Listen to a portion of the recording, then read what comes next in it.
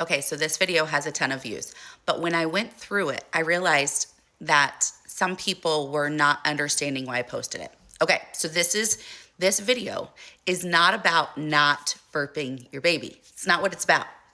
It's about trying something different if you feel like you need to help your baby burp. Understand this.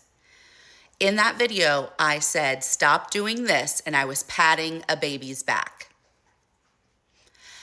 And then I went to start doing this instead, where I was rubbing and adding pressure on the baby's back. That video, what I wanted you to take from it, and some of you did, and you did an amazing job. What I wanted you to take from it is, one, by simply doing this and patting your baby, you're waking your baby up. Stop doing that, okay?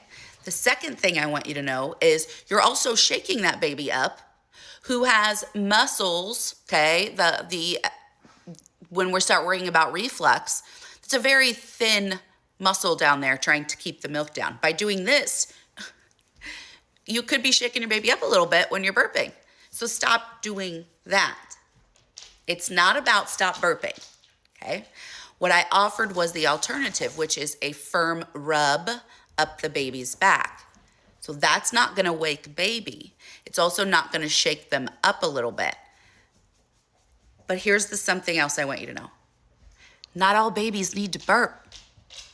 I had a ton of comments on moms who were like, wait a second, my doctor said my baby had to burp.